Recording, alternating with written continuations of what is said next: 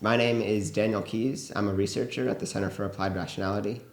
My background is in experimental psychology, as well as math and statistics. I did my undergrad at Swarthmore College, where I got a double major in those two fields, and then went to grad school in psychology at Cornell, where I got a master's. And shortly after I got my master's at Cornell, I saw that CFAR was looking for people to do research and develop curriculum, and connected with them, first working long distance, helping to develop the first survey for the first workshops that they ran, to test what effects those workshops would have. And then I moved out to the Bay Area and have gotten involved in more and more different ways, developing CFAR's research program and helping to run the workshops. So a lot of the important issues these days involve tricky intellectual questions, public policy questions, like, for instance, what should the government do about things like hydraulic fracking as a way of mining gas, or what should the government do in terms of restricting or regulating things like marijuana, beer, other drugs. And those can be difficult questions to think about, in part because they involve lots of difficult sort of conceptual thinking about what's important here, partly because they're complex empirical questions, figuring out what's going on, and partly because they can involve different kinds of biases and sort of identity issues where maybe you identify with one side of an issue, so you're inclined to take that side, and then a lot of different kinds of confirmatory thinking or motivated reasoning can kick in, which lead a person to want to interpret everything in the way that's most favorable to that side. And there are also a lot of questions in people's everyday lives that can have a similar dynamic. Questions like what career to choose, where maybe you're trying to decide between becoming a doctor or an academic career in biology or starting a startup, which also involves sort of these complicated conceptual questions of sort of what do I care about, what do I want to do with my life, and these empirical questions of things like, what will the field of medicine look like 20 years from now, what will I actually be doing, and how much will I enjoy it. And it can involve similar personal identity questions and biases. Maybe, if both of your parents are doctors and they sort of expected that you would become a doctor, that can shape your thinking in the same way that, just hearing that the Democrats support some issue can shape the thinking of a person who identifies somewhat with that side of the political aisle. There are also smaller scale questions in a person's life where similar skills at clear thinking are important. So for example, in relationships, people get into conflict and disagreements, and there was actually just a recent study by Finkel colleagues showing that just learning a simple technique of sort of taking a third-person perspective and what would someone else who saw this conflict think about what each side really cared about here, what they were trying to achieve, why this conflict was happening. Just training one member of a married couple to think in that way led to reduced conflict over time and a happier marriage. So this kind of clear thinking that's relevant for big questions in public policy or in your own life can also help with sort of smaller everyday issues where if you can take the right perspective on them and think through them clearly, you can figure out ways of doing things that are more consistent with what you really care about. Another component of rationality is being able to take the things that you can sort of recognize or that some part of you can recognize as the thing that I really should be doing, and then get yourself with a human brain and all its foibles to actually do that thing. So if you have an email that I really should have sent this a week ago, and I don't want to think about that, and what's going to happen, to get yourself past that stage of thinking to the stage where you're actually sending it now, rather than putting it off for another week. Or if you've decided that you really want a career in programming, but find yourself not spending much time learning programming, What can I do to get excited about programming, to shift my everyday habits and practices so that I'm actually doing this thing that I've identified as really important. So there's this practical side also of sort of actually doing things in your life and, trying different things and noticing the way that you do things and tinkering with them and finding things that actually work to get the things that you care about, which I think is a complement of the sort of clearer thinking about what's going on.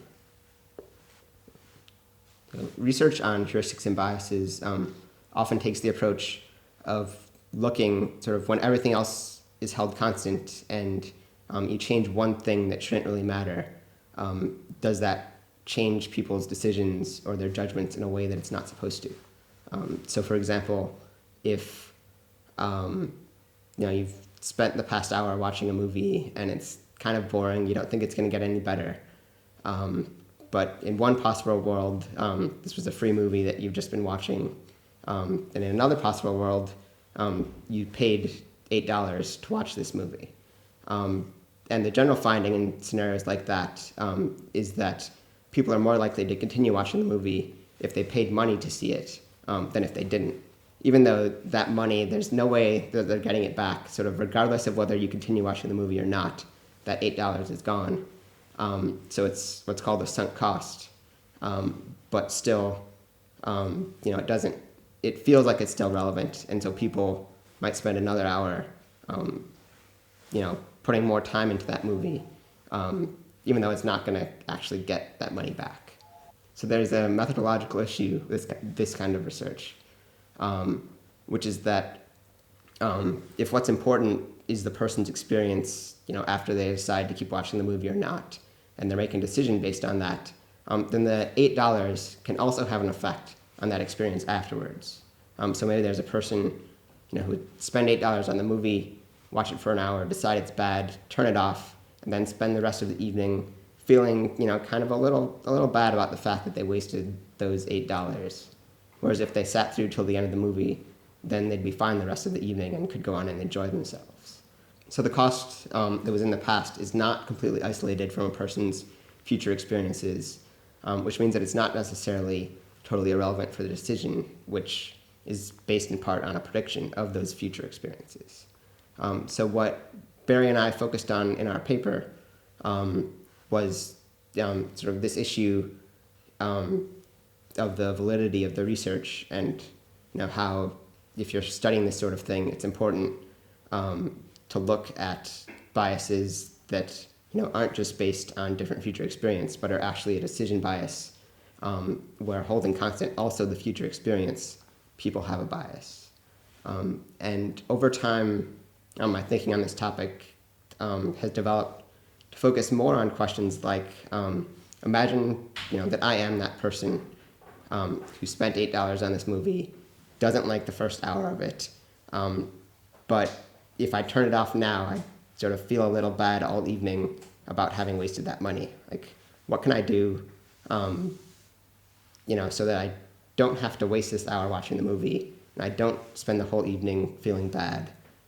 Sort of what different ways are there of shifting how I think about this money, what I do in this this time, this decision, in order, to get the most out of this evening and make the decision that is actually consistent with what I care about, sort of gets me more of what I want, rather than, sort of getting stuck because maybe there's this heuristic I have, don't waste money, which is sometimes useful, but here is leading me to, waste time on this movie or to feel bad for no particular reason, or in a case where I can't really do anything about it.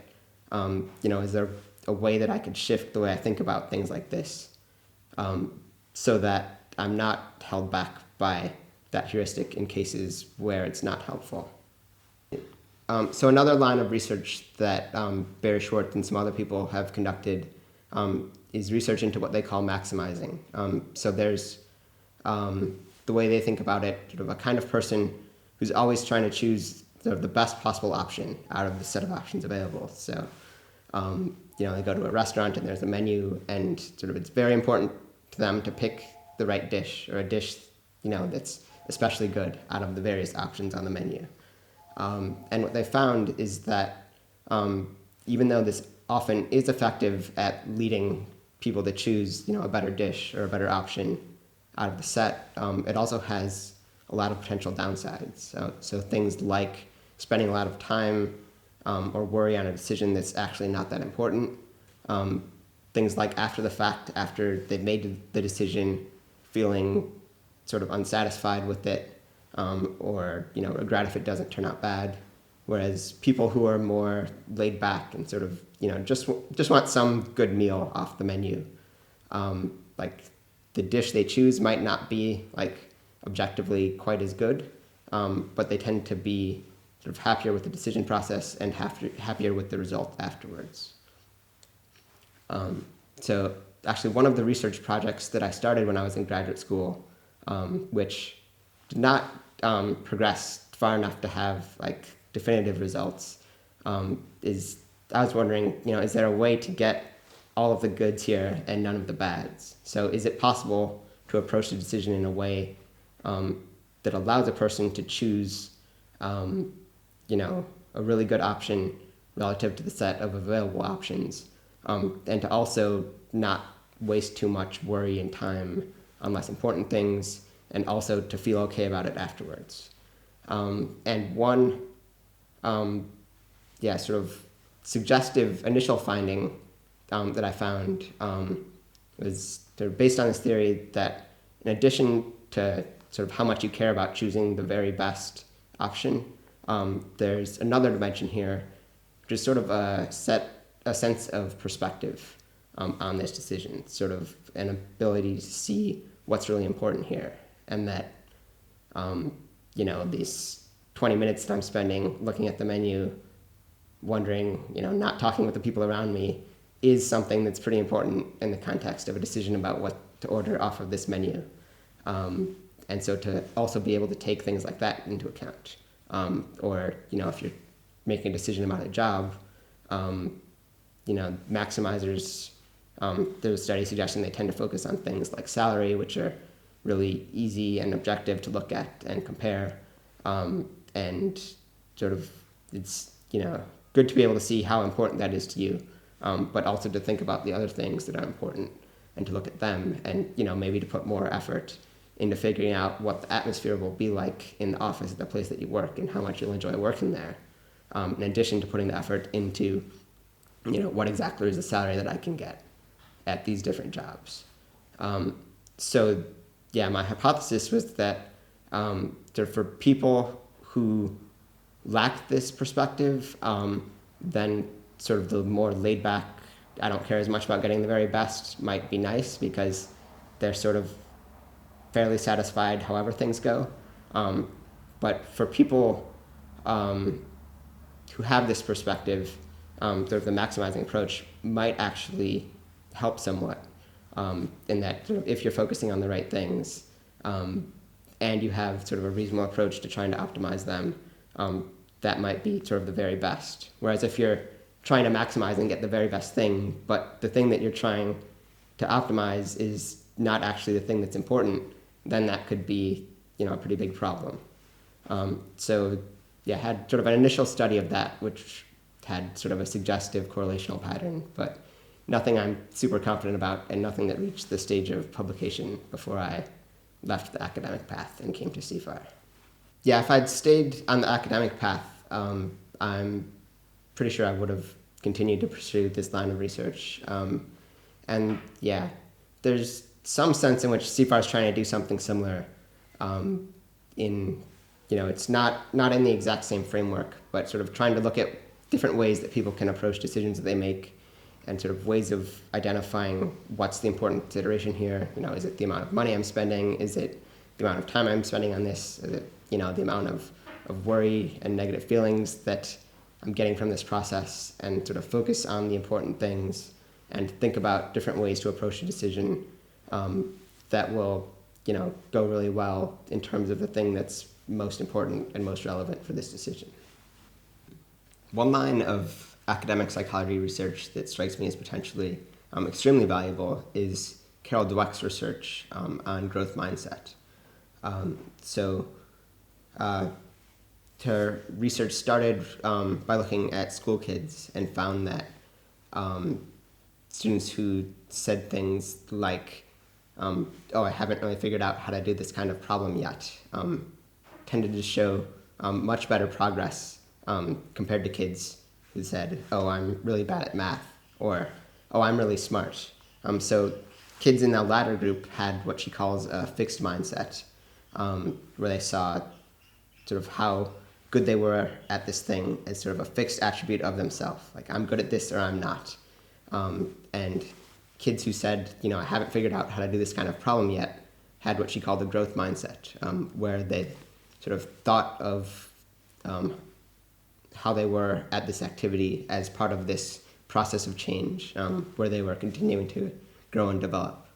So kids with the growth mindset would seek out challenges more and see them as opportunities to stretch themselves, whereas kids with a fixed mindset would tend to avoid challenges because they might reveal that, oh, I'm not actually good at this thing. And that, I think, has a lot of relevance to other areas, and Carol Dweck has expanded her research to a lot of other areas. So things like, a person might think, oh, I hate dancing, I'm just not that kind of person, which is sort of a very fixed mindset approach to dancing, where a growth mindset way of thinking about it would be something like, I haven't really enjoyed dancing the first couple times I've been. I don't really understand the way to move my feet when I do this. And sort of having that sense that, your current state is a reflection in large part of what you've done so far, rather than of like who you are as a person, or like what kinds of things are core to your being. Probably like not dancing isn't like an essential component throughout time of who you are. So being able to think about things in that growth mindset way, and look at them in terms of, sort of what can I do differently here? Like, what are the different dimensions that I could grow on? What are the things that other people could do that, it'd be kind of cool if I could do that too. So I'm going to see if they have something there that I could develop towards. And that is a large part of what we try to get across at CFAR workshops. Sort of trying to show, not just teach specific useful techniques, but sort of show people what's possible, and sort of what different dimensions they can grow on. Because even people who have a pretty strong growth mindset in some areas, there are often other areas that they don't really think about as much, and sort of just see as the way that they are, and past results will predict future results, and sort of it's not worth paying attention to. So sort of having sort of the world of options open up and having people sort of feel in control of what direction they could head in, and sort of recognize that there are lots of things that are learnable skills that they could develop. Sort of this approach to thinking about life and what you're doing seems like it could be really valuable, and it's a central part of what we're trying to get across at CFAR workshops. One idea that's common in the self-help literature is the power of positive thinking. So the idea that if you say things to yourself like, I'm a great singer, that that will help you along the path to becoming a great singer. I think there are some advantages of sort of being able to think positively in some way about this, and sort of have the confidence to go forward and pursue a project that you care about.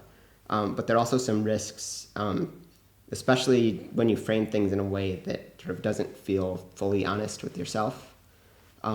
So one problem that could arise if you sort of try to frame things in an unrealistically positive way is it just sort of rings false, that sort of a part of you hears that, and sort of your BS detector sounds a bit, and sort of, especially if you've initially framed it sort of as, I am a great singer, is a very fixed mindset way of talking about it. And, the fixed mindset says, you're either up here or you're down here. You're good at it or you're bad at it. You're one or the other. And so if you're framing it in that way, and being up here doesn't ring true, there's a part of you that might be thinking, oh, I'm bad at this. Like, that's not who I am. And there's actually been research on praise of children, that children who get praised in a fixed mindset way, so, oh, you're really smart, tend to often worry, like, oh no, I have to do really well on this, or else they'll think that I'm actually one of the stupid people. Like, either I'm a smart person or a stupid one. I did well. They thought I was one of the smart ones, but maybe they're fooled, and I'm just one of the stupid kids. So there's a similar thing that could happen with affirmations, where a part of you sort of worries that you're not actually that good. There's another thing that can happen. There's sort of some research showing that if someone tells another person about something that they're going to do, sometimes that sort of feels on its own like progress towards the goal, and then there's no need to make actual progress.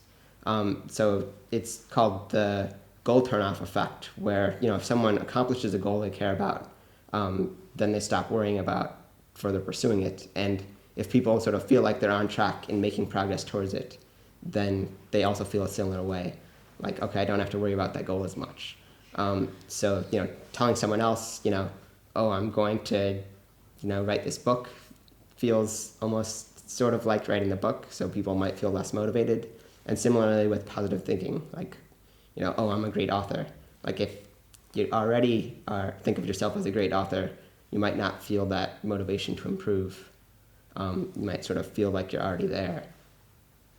And there's a line of research called mental contrasting, which recommends sort of a variation on the affirmation technique, where first you think about the awesome future where you've accomplished this goal, this future where you have written this amazing book, or where you are an amazing singer, which is, it's a little different because it's in the future, not in the present, but it's sort of similarly sort of imagining how great it is and feeling really good and excited about it. But then there's a second step, which is sort of after you've done that and imagined the great future, then you look at the present and the obstacles and the ways that you aren't there yet. And, you look at how when you sit at your computer to write, you end up going on Facebook for a couple hours and reading about what your friends are up to and not writing many words. You look at these other obstacles in this reality and sort of you think of them in the context of this long-term goal. So, this time I'm spending on Facebook is getting in the way of progressing towards this place that I want to be. And there's been a fair amount of research showing that this contrasting technique increases motivation and energy towards pursuing a goal, and also often feeds into useful planning about how to achieve the goal, and that it's helpful in cases where sort of just doing the positive thinking about the future would not be helping, and just doing the realistic negative thinking about the present would also not be helpful, because that could be demotivating, and why bother to pursue it? I'm just stuck in all this stuff. But the combination is often energizing and positive. Although not always. It also often leads people to decide, oh, that goal is not worth it. And, all this effort to achieve this thing, it's really not worth it. I like Facebook. I like these other things. I'm just not going to pursue that goal, and I'm going to do something else, which I think is also often a win condition and sort of a successful outcome of that technique, to not have these unrealistic fantasies bouncing around that you're kind of sort of awkwardly, hesitantly pursuing, but instead to get this clarity to see, is this something that's worth doing and putting in the effort to do, or is this something that it's better for me to drop and focus on other things. So there are two main places where CFAR classes start. Sometimes they start from the academic literature, where there's a technique in the literature. There are a bunch of studies showing that it's really effective. Something like implementation intentions, where there was a meta-analysis a few years back of about 50 studies showing that this particular method of planning how to pursue a goal led to moderate to large effects, even just spending an hour doing this in terms of progress towards that goal afterwards. So that's one case, starting with the academic research. In other cases, we start with a technique that someone at CFAR is actually using in their life, something that they do that they find helpful. And then in both cases, there's sort of a whole bunch of iterative steps and filters that lead towards creating a class. So with a technique from the literature like implementation intentions, you might think we could just take that, like take what they do in their studies, like do pretty much exactly that in our workshops, and it would work just as well, which is probably true, except what would actually happen in that case is that at the workshops, people would come, they would spend an hour forming implementation intentions about one goal that they have, then they'd leave the workshop, they'd make more progress on that particular goal, and that's about it. So what we'd like to do is to have a class at the workshop that can teach people how to make this technique a part of their repertoire, so that they can leave the workshop and go apply implementation intentions to a whole bunch of different things that they're trying to do, and make progress on lots of different things in their life, and sort of expand what they're capable of. So what we typically do, once we have this technique identified from the literature, then if we haven't already, a bunch of people at CFAR will try to adopt it themselves and use it regularly in our own lives, sort of to see how that works and what it looks like as a technique when it's something that you do sort of all the time as a general part of how you think about goals, rather than just something that you do, during 1 hour in the laboratory when the academic researcher tells you to do this. And then after, some individuals have internalized it, then we work on teaching it to each other or to other people, to friends. We might bring a person into the CFAR office for a practice session, which is just one-on-one tutoring, getting them, to use this technique and seeing what happens when you try to explain it to someone else, like what issues they run into, what troubles they have. Meanwhile, like as things come up, we're checking back with the literature, is there anything, this person's wondering, can I apply implementation intentions to this sort of goal? And so we dig back into the research, have there been any studies on that sort of goal? And all these different questions that come up, till eventually we get to the point where it's a class that we feel comfortable teaching at a workshop.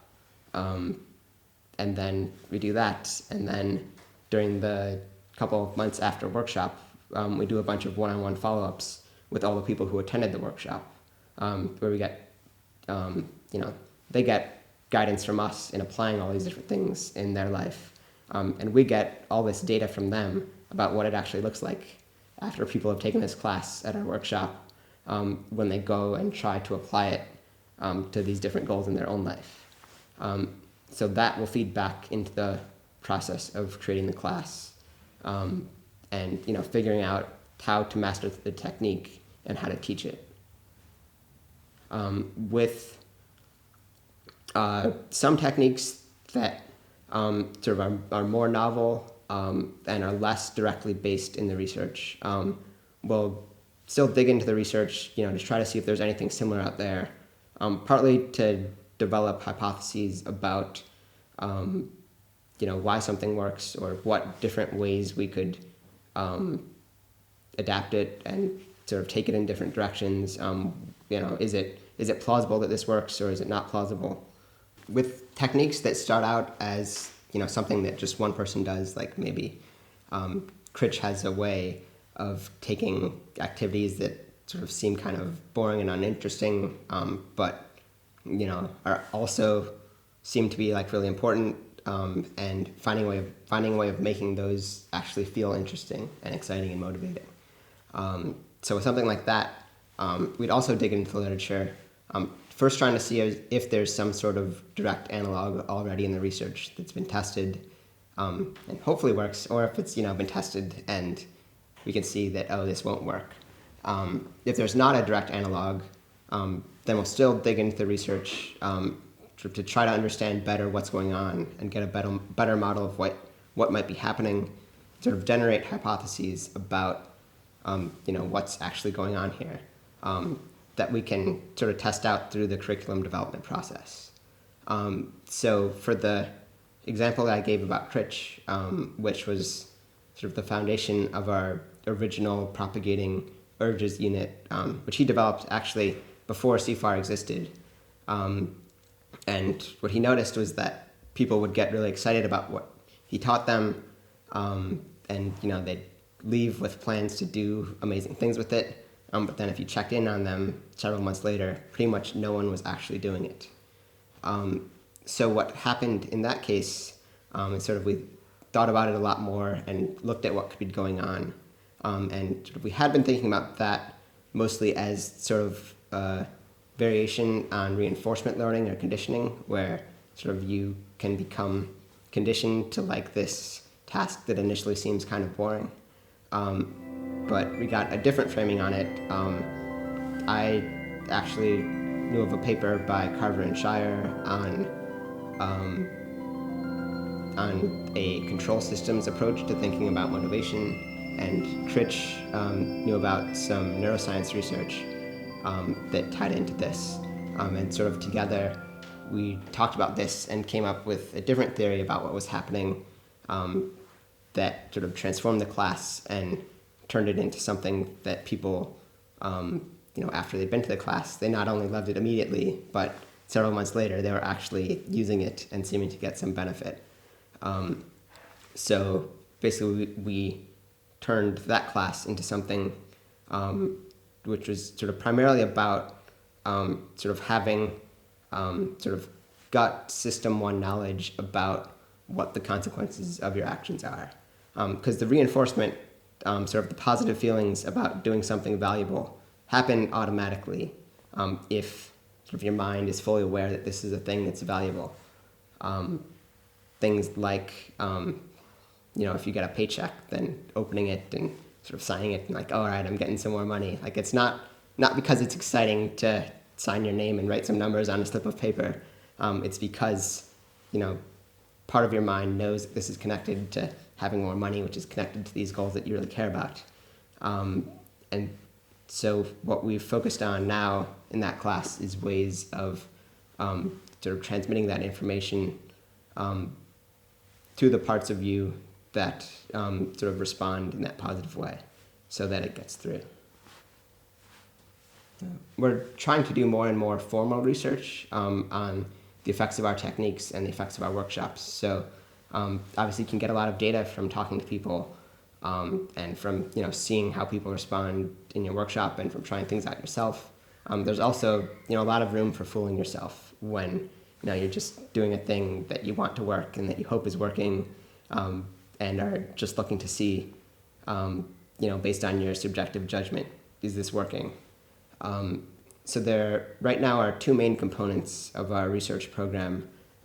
One is these quick small-scale tests of particular techniques that right now we're running online. And the other is long-term longitudinal research of people who come to workshops. So they'll fill out a survey before they come to the workshop, and then several months after, fill out a similar survey, and we'll look to see what has changed. And actually, we also get them to get their friends to fill out a survey about them, so that we're not just relying solely on their judgments about themselves. So the first longitudinal study that we ran was with the summer 2012 workshops. And that was about 70 people who came to workshops, and we did a one-year follow-up in mid-2013. With that study, we also randomized admissions to one of the workshops. So we basically admitted about 40 people and then flipped a coin, and half of them got to come to a workshop, half of them couldn't come to a workshop for a year, and all of them did surveys for us, both the pre-survey and then almost all of them got to do the post-survey. There was a little bit of attrition. which is to be expected. And that was, sort of our first attempt at getting long-term data on this. So we took sort of a spaghetti at the wall approach of putting lots of different kinds of questions on the survey, sort of general questions about how well a person's life is going, how happy are you, how much money are you making, how satisfied are you with the friendships that you have, things like that. And then also some sort of narrower questions that were more directly related to the techniques that we were teaching. So are you using this technique? Are you using that one? And also sort of an in-between level of measurements of things like self-efficacy.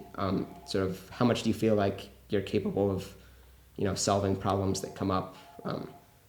Do you feel like your life is stuck? Things like that seem more directly related to the workshop.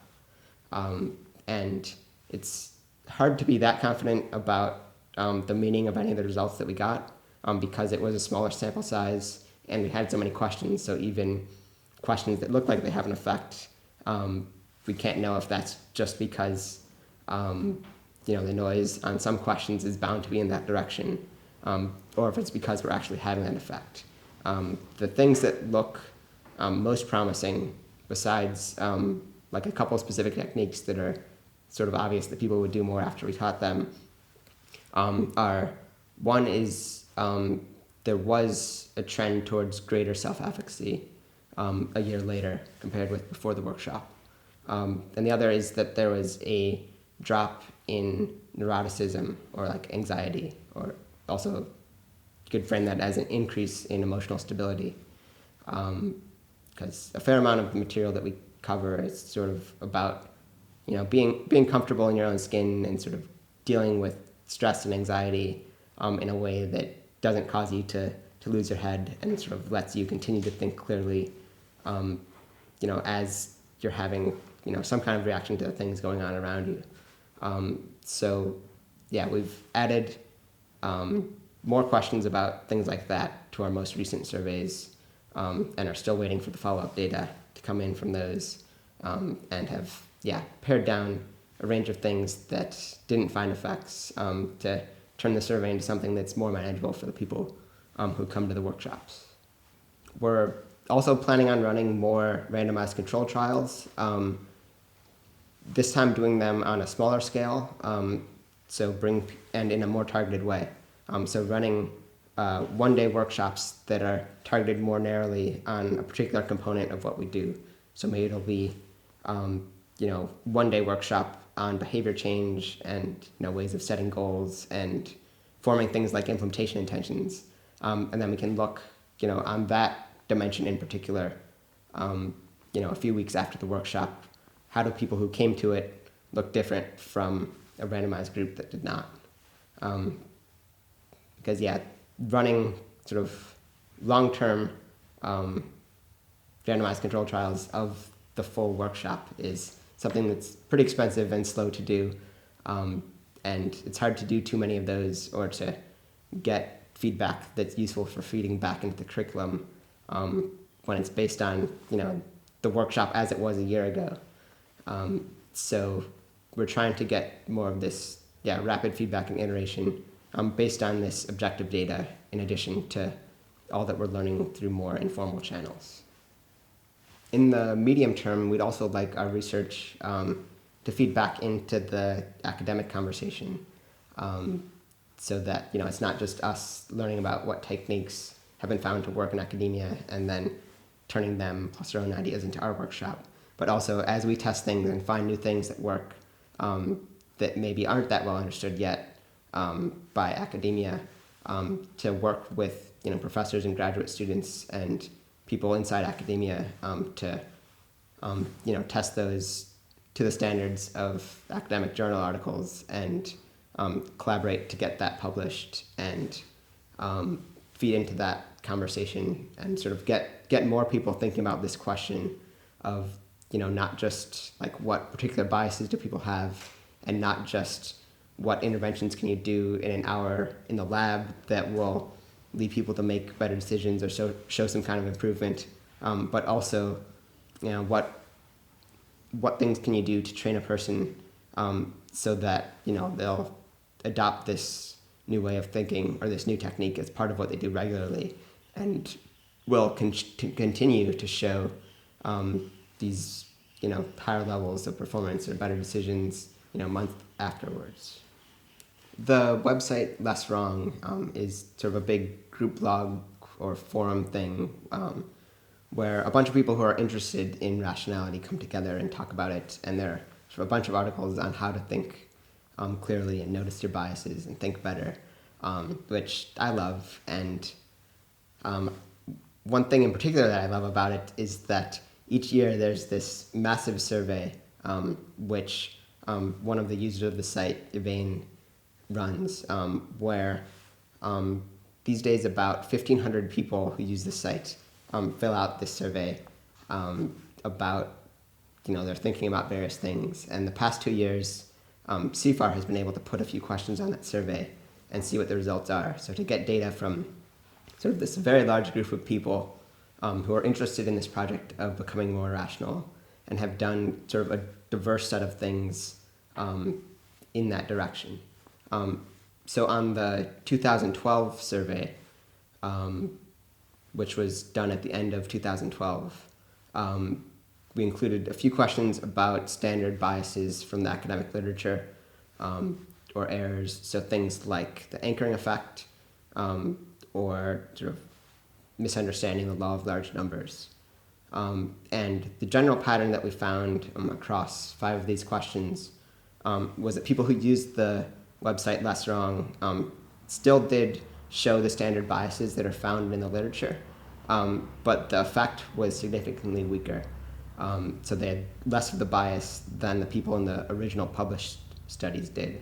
And also there was this correlation where people who were more involved in the site, who'd read more of the posts, who had been a part of the community longer, who went to in-person meetups and didn't just read the website, those people showed even less of the biases than people who just had weaker ties to the site.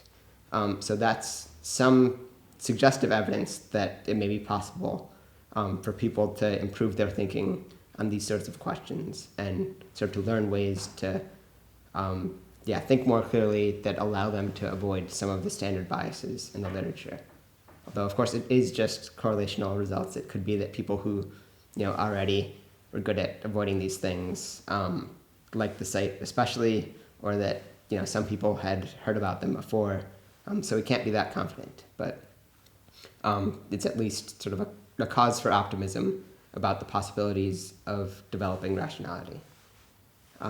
In 2013, so just a few months ago, the next Less Wrong survey included a few questions from CFAR, more about the practical side of things. So we asked people about sort of how often they try out a new technique related to rationality or productivity or having better relationships, and how often they find a technique that actually sticks and is useful to them and that they're able to successfully add to their repertoire. And what we found on this survey was a little bit different from what we found on the first one, which is that in-person involvement with the Less Wrong community, especially people who had friends who were also Less Wrongers or people who'd been to a CFAR workshop, those were the people who were most likely to try a lot of things and to actually find a lot of techniques that are successful for them. And involvement with the online website had less of an effect, and basically zero effect, although there were some subtleties there in terms of sort of actually trying new things and finding new techniques that work, which suggests that sort of just reading these things doesn't necessarily translate into going out and doing things that are sort of practically beneficial to you. One other interesting finding from that study was that we also included a measure of growth mindset on the survey, which is sort of the tendency to think of yourself as capable of growing and changing rather than thinking that who you are right now is, just who you are. And people with more of a growth mindset were also more likely to try more things and to find things that were successful for them. And there was also an interaction effect where that growth mindset was especially beneficial for people who are involved in the in-person community. So having a growth mindset and being involved in person with other lesser hungers or CFAR folks is sort of even better than either of the two components separately. The perspective that underlies a lot of what CFAR does is that sort of being able to think clearly about things, to understand what's going on, can have significant practical benefits for an individual or for a broader society. So being able to understand how your mind works and how to use it, being able to identify what information out there in the world is useful to you and how you can get it, being able to combine sort of different sources of information, maybe some of which sort of are easy to talk about and put into words, some of which you sort of feel in your gut and harder to talk about, some of which are off in other people's heads or in different corners of the internet. Being able to put these things together can be really valuable for a person in putting together how they approach their life, in figuring out what they do, in forming accurate opinions about what's important, and just in going forward with important decisions like their career and day-to-day things like getting along with the people around you. And on a larger scale, we hope that if more and more people develop these skills, people who are making important decisions for society, people who are educators who are teaching the skills that they have to lots of other people, people who are working on important technologies that might shape the future. We hope that these rationality thinking skills can spread to more and more people.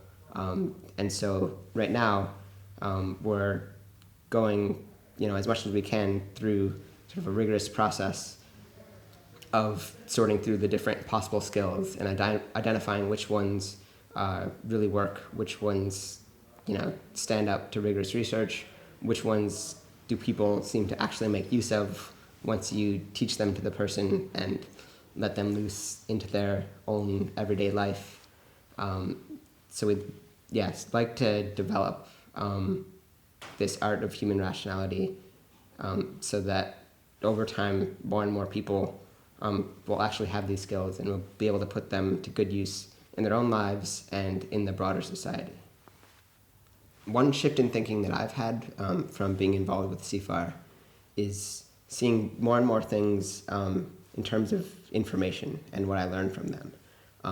So, for example, if I try something and it goes really badly, my natural tendency has generally been to, beat myself up a little bit and think, oh, that went really badly. I feel bad about that. Whereas in a lot of cases, you can instead see that as, sort of a successful experimental test, which provided some information. So I tried this thing. I wasn't sure how it was going to work. Oh, I learned that when I do that, it goes really badly. Like, that is useful information to have. And sort of having that perspective, after something has happened, and also having it beforehand, where, I'm thinking I could go do this thing. I don't really feel like it. I feel a little nervous about it. But, actually that's going to be a great source of information. The fact that I feel nervous about it and that I tend not to do things like that is a sign that, maybe I could learn that, this sort of thing is actually pretty cool for me and I enjoy it a lot, in which case sort of it could open up this whole new domain of things that I can do and enjoy. So thinking about the information I'll learn from the things that I do, and then sort of after things have happened, sort of not evaluating them solely just based on, was it a good outcome or was it a bad outcome, but also in terms of how much did I learn from this, sort of what can I take back and use for future decisions, or even just seeing the information on its own. Okay, sort of that's one thing that I'm now more confident about how it will turn out, and it won't turn out well. Like, that's good to know. So sort of that way of thinking of things in terms of the information that they give you, I've found really helpful as a way to sort of be less, anxious about trying different things and sort of more open to exploring and discovering what the world can offer.